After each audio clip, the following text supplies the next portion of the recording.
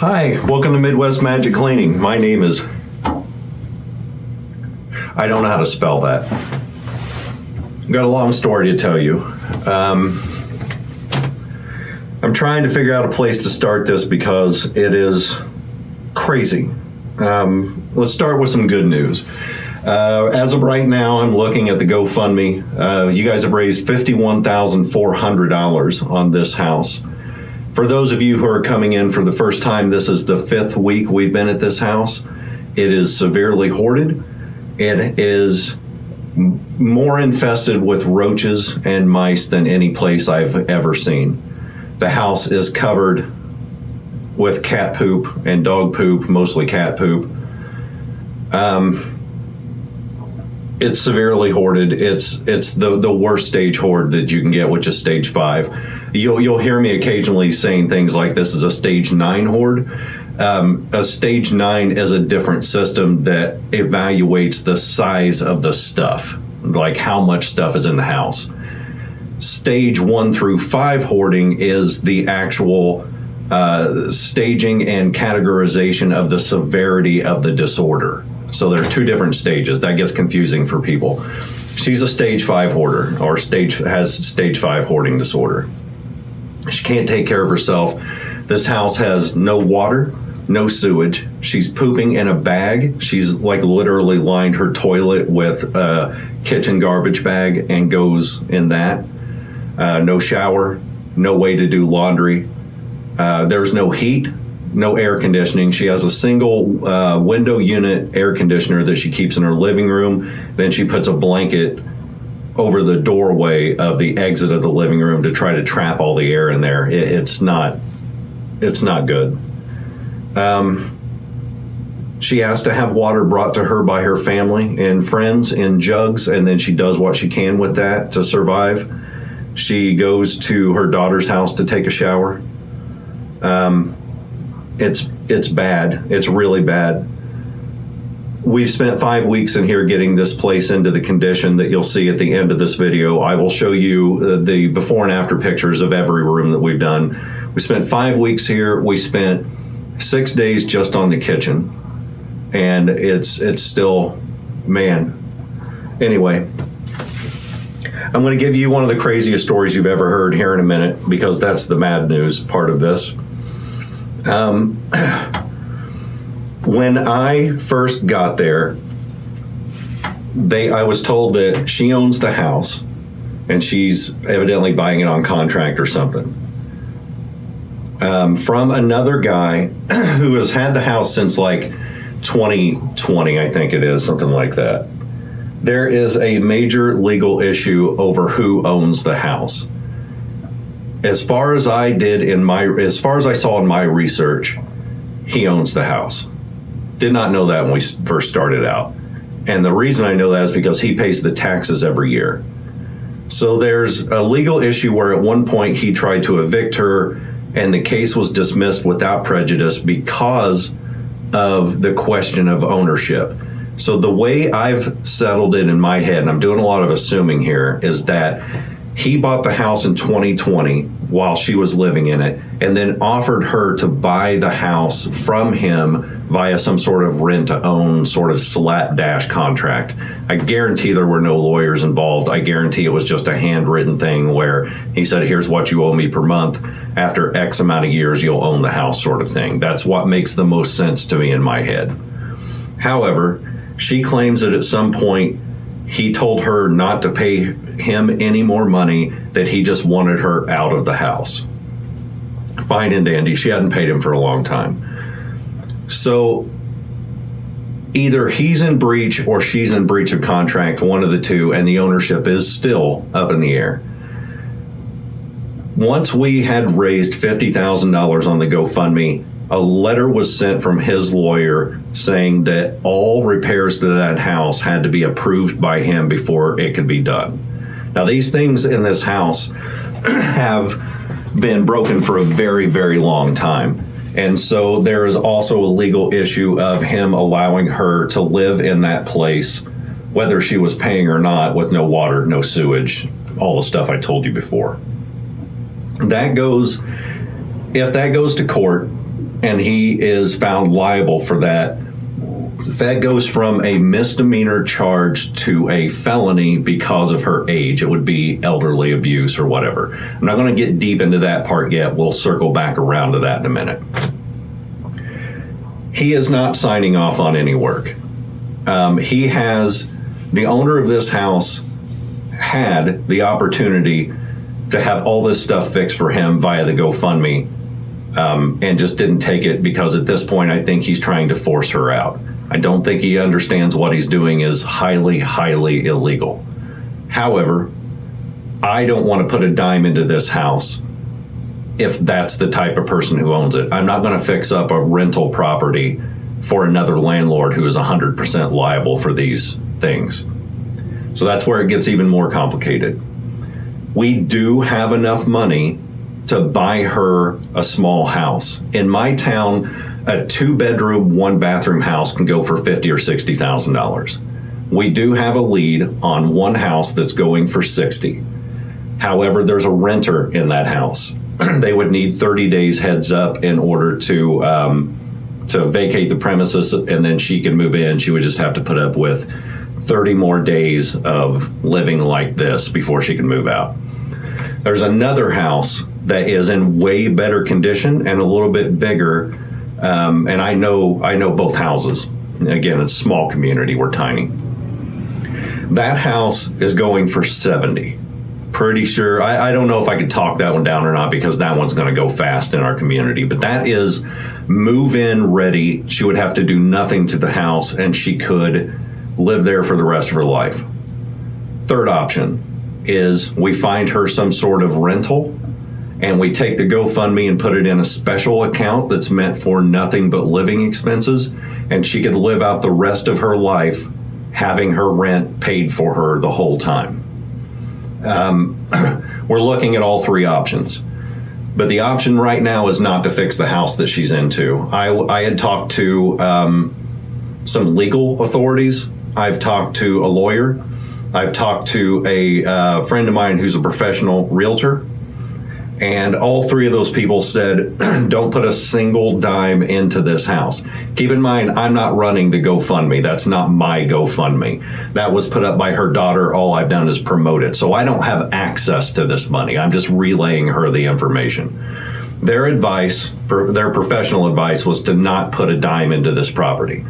I was also told behind the scenes that it would be a good idea to not rely on this guy being able to rent anymore. I'm not going to say much more than that, but a little bit of thought kind of lets you know what's going on behind the scenes. He owns 6 or 7 properties. You do the math on that. So here's the problem that I ran into. I'll go into that in a minute. The problem that we have is what I just explained to you, right? We need to get her out of that house. The solution is no longer to fix the house. The solution is to get her out of it and into a new safe place. We can do that. And when we do that, I will give you updates on the house itself. I'll do a walkthrough of the house. I'll do a video of it. She wants to be on video to thank you guys personally. I would love for that to happen. And I can give you guys an update to show you where that money went to, because you deserve that, right? You reached into your own hearts and helped out a person you've never met before. And you did it all on just my word of saying this person deserves to not die in this house filled with black mold and all the craziness that's going on in there. Again, if you're here for the first time and you haven't seen the rest of the videos, this will be the 5th in that series. And the woman has emphysema and like stage 2 kidney failure, and it's bad. She's 70 years old. With those health conditions, I don't expect her to be around a long time. Here's the problem that I've got personally. Last night, I had a panic attack so severe that I thought I was having a heart attack. Like, I had my phone in hand so I could dial 911 if it turned from panic attack to heart attack. I have had non-stop panic attacks every day that I've cleaned there, and every day when I've come home for the past 4.5 weeks. It was so bad that I made a doctor's appointment, which if I go to the doctor, something's wrong. I never go to the doctor unless they force me to and say, we have to do a med check in order to continue giving you your medications. That's the only time I go. I went to the doctor and got an emergency panic attack killer. It's basically kind of like in the same classification as Valium. But it's the non-addictive type, so it was originally meant for antihistamines, but it had the added effect of killing panic attacks. Anyway, I won't bore you with all that. I had to get that because I was coming home and having panic attacks that were so bad that I couldn't function, and it was a direct result of this house that I'm working on. For the first time ever, I think I'm going to pull out of this one.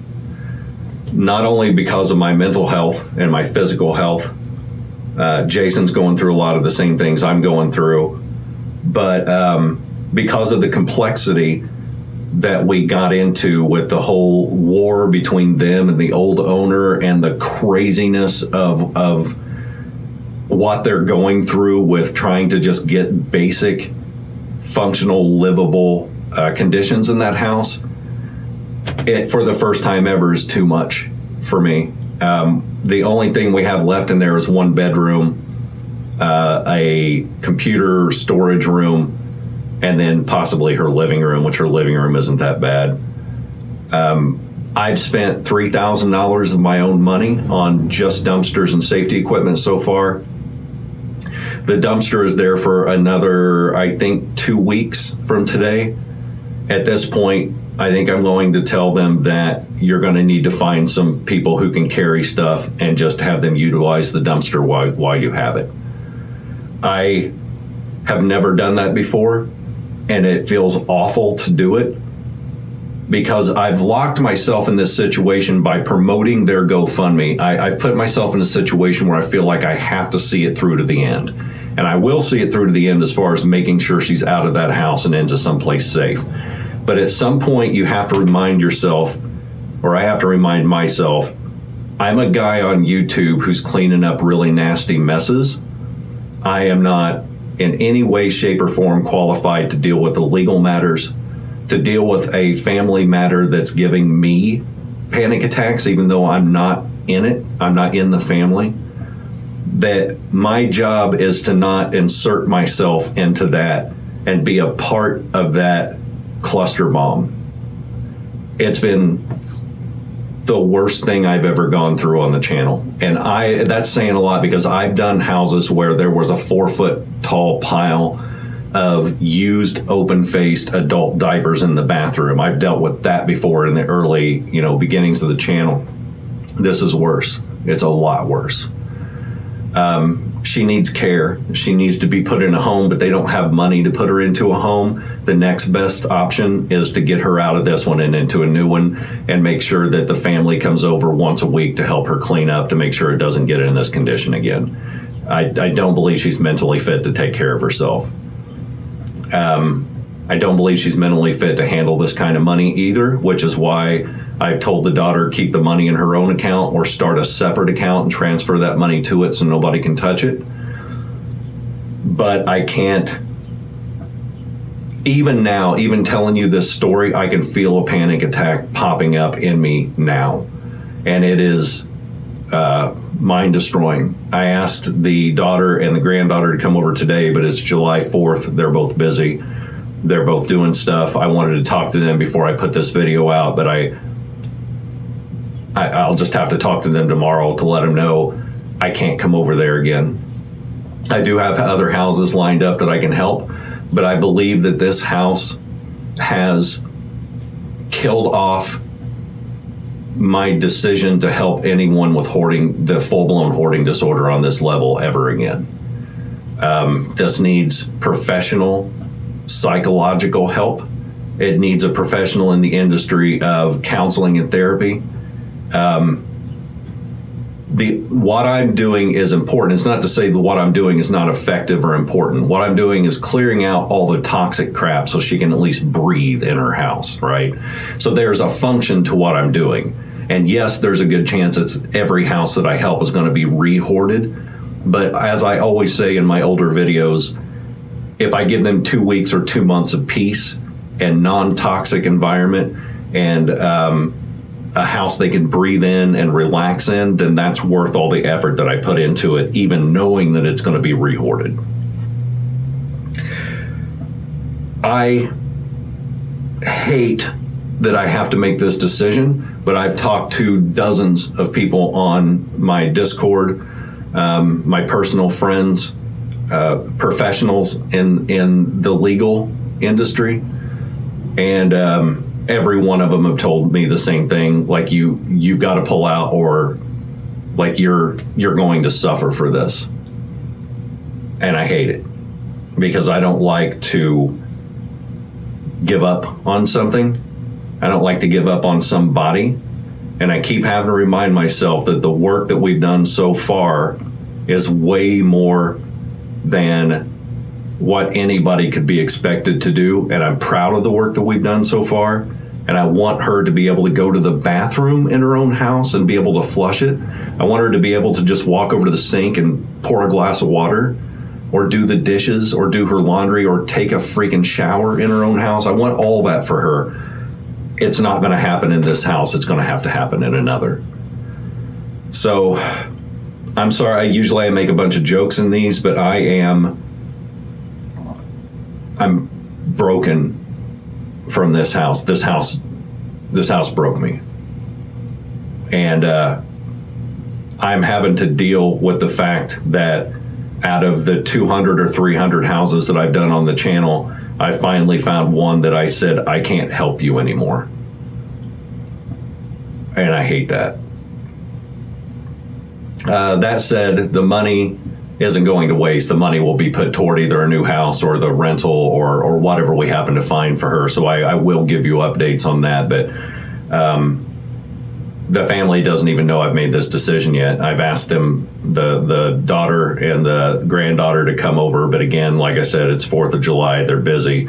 They can't come over. But I'm putting this video up, so they may be seeing this for the first time. I have it on good authority. Then after she leaves, or even before she leaves, this house is in the process of being condemned. There's already people looking at it. There's already people who know about the case. So for those of you who said, you should call APS, one, that's something I won't do unless it's like this. I would let me rephrase this. Every fiber of my being wants to call APS. For those who don't know what that is outside of the country, it's Adult Protective Services. You're right, this is a case where APS needs to be called. However, if there's an effort that's being made to clean up the conditions, APS typically steps out. The state will say, well, there's an effort being made to save the house or to make conditions better or whatever. We have more important things to do for houses that aren't making that effort. It's one of the reasons why I don't typically have to call them in situations like this, because I'm the person who's making it better. The family has been stepping in to help me make it better and all that. So there's a progression there, right? Had I not been in there to clean this house up and try to make it safe, this was absolutely an APS situation. There are more things that you guys have asked me about behind the scenes that I very much want to answer, and I very much can't because of legal issues. You're going to have to trust that at some point down the line, when I'm completely removed from this situation and they're safe and they're in another house and she's all ready to go and live out the final years of her life in peace, we can revisit this again, and I can tell you some things behind the scenes that I can't really tell you right now. You're going to have to trust me that things are being taken care of legally. So, again, you're going to have to do the math on that a little bit. I don't mind talking about it on Discord a little bit, if for those of you who are members, because at least that's a private room. And there's typically only like 10 people in there. I don't mind talking about it there, but I can't talk about it publicly. So anyway, I've got more houses coming up. For those of you who haven't seen the GoFundMe yet or haven't had an opportunity, this is the last time I'll promote it. In the future, before I get into that, I will put a link to that in the description. All you have to do is look into the description of the video and you'll see a little link that says more. Click that and that'll open up the description and you'll see their GoFundMe there. If we could get, they're at 51,400 right now. If we could get her up to 60,000, that's where I feel the most safe that she'll be able to buy a house and be able to move in and all that without losing any money in the process, like from extra fees and all that crap. 70,000 would be 100% perfect, but I don't expect it to get that high, right? I think 51,400 is way more than she could have ever asked for. I'm very happy about that. So is she. She is so appreciative that she breaks down crying when we talk about it. But I'm gonna keep the GoFundMe up, or she is going to keep the GoFundMe up. I'm gonna promote it one more time in this video and then not again. What I was saying earlier that I stopped myself on, this will be the last GoFundMe that I promote on the channel unless I personally run the GoFundMe. I trust the daughter with the money. She's been responsible with it so far. But without me being able to directly control that money and know where I can put it and how I can manipulate it to make things work in the right ways, I just won't do another one unless I'm personally running it, in which case I will show people where the money's going and show receipts and all that stuff. But this kind of scared me off of GoFundMe's, mainly because once I promoted that and once people started putting in major contributions to help this woman out, then I locked myself into this process that I felt like I couldn't escape. And I can't do that to myself. I have to consider, if you're playing a video game where you've got a tank and a healer and a DPS guy, if the healer can't keep themselves alive, they can't keep everybody else alive. I'm the healer who sometimes forgets to heal themselves before going into battle, or while in battle. So anyway, if you got any questions, you can ask them on Discord. I typically don't answer a lot of questions in the comments, but I do read and heart and thumbs up every comment to let you know that I've read them. I would prefer that we not be overloaded with a bunch of advice on how to handle things, because if you've thought of it, I promise you we've thought of it. We have talked to a lot of people, a lot. I've gotten advice from professionals and law enforcement people and lawyers and realtors. And so I would rather not overload the comments saying, you should do this. You should put her in the home. You should, we've considered all that. So anyway, if you guys haven't subscribed yet, please do. I got a really cool shout out from Ari Katarina last week, which it made my year. I love her to death. But we're trying to reach 1 million subscribers, and I think the last time I checked, we had 738,000. Subscriptions are free. You just hit the subscribe button, and boom, there you go. You've supported the channel for free. If you didn't know, we do have a paid membership, which gets you access to Discord. There are 3 tiers from that. You can read what those tiers are. All 3 tiers get you access to Discord, though. But all that being said, members, I will see you this Wednesday, and everybody else, I'll see you next weekend. Later.